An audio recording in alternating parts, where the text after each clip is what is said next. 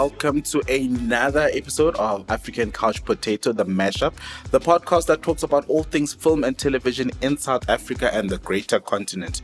We are proudly South African, we're even bigger as Africans, and this is where we highlight things that are worth watching that have been produced in our own country. We have 3 segments. The first one is the top 5 titles to watch. This is going to be on any of the streaming platforms. Think Netflix, Showmax, SABC Plus, Disney Plus, Prime Video. After that, we jump into a review. So that's going to be a bit lengthier, where we do a review of a recent film or television series.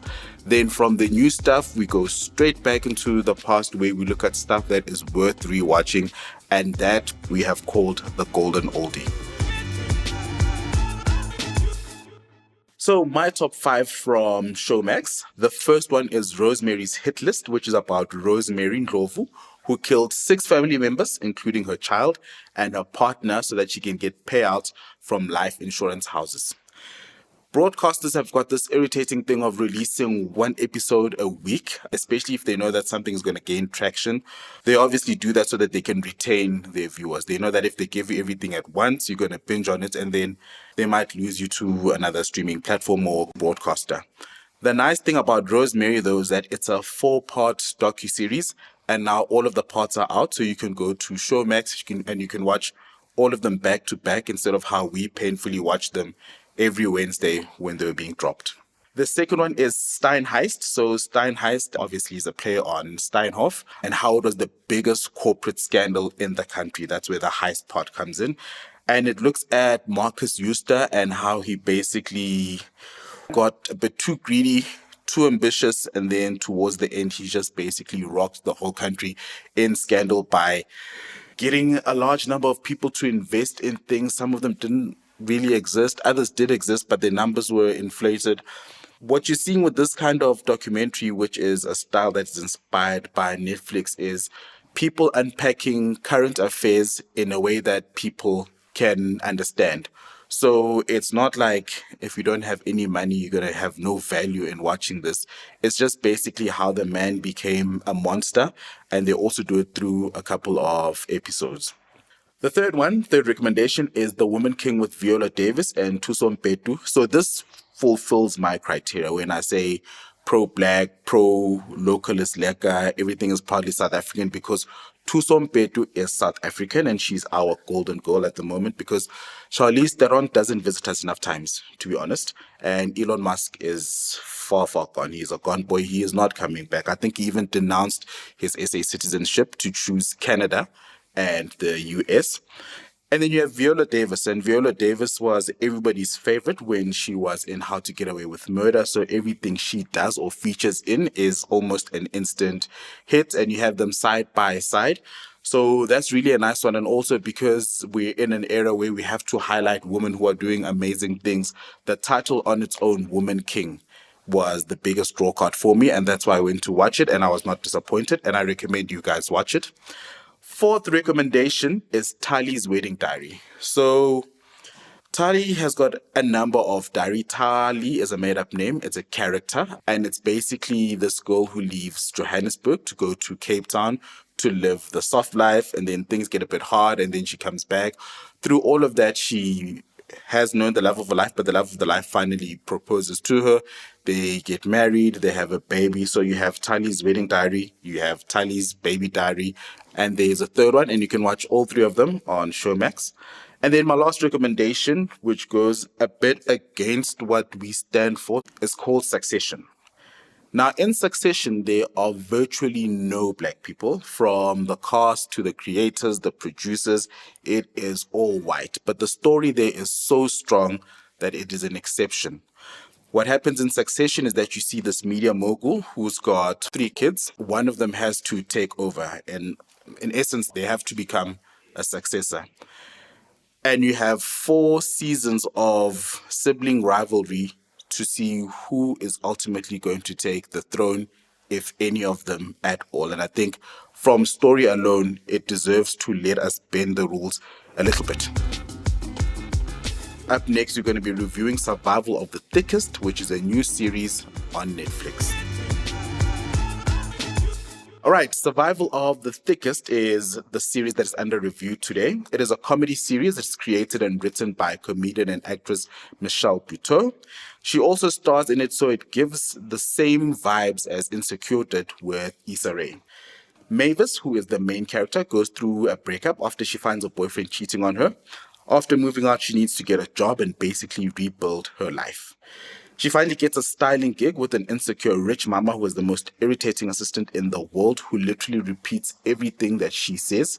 There is a corset, there is a funeral, there is a smeg fridge, there is a couch, there is a lot that's happening. But ultimately, what keeps you hooked is that the episodes are short. So the episodes are less than 30 minutes, which in these days is refreshing because episodes on your Netflixes or on your Showmax have become longer and longer and longer. It's very normal to find an episode that is 45 or 55 minutes long. So now when we go back to what used to almost be traditional TV, where an episode was 24 minutes to 26 minutes, it becomes an easy watch, relatively easier than anything else that would be available at the time. So you don't feel like you're committing too much to it, and you end up finishing the whole series in a single sitting. Does this have the best storyline? No. Does it need to? Not necessarily. All it is the day in the life of the average 38-year-old woman as she juggles sex, hookups, relationships, her job, and what she really wants for herself.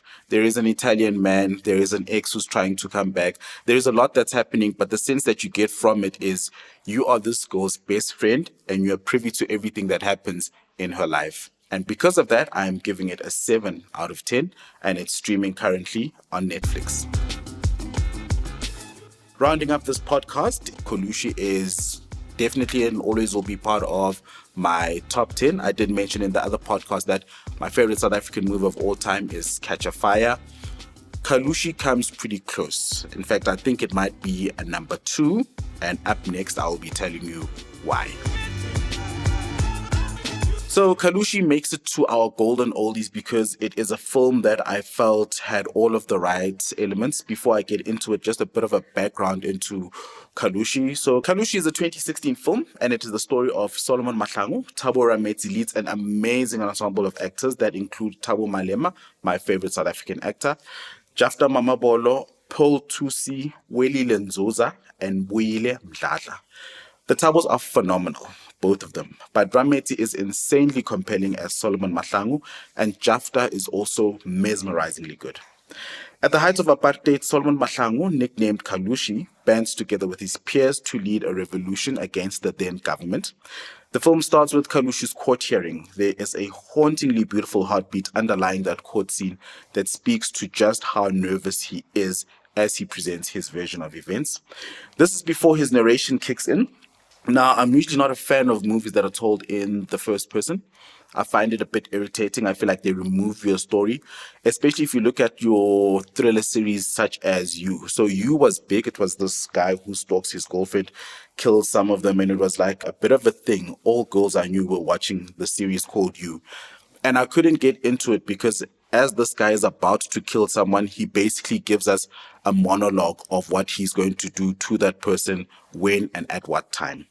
And I feel like that kind of jolts you out of whatever mood was set, and then you have to go back into it. So I feel like it's a bit, it's not so nice for me.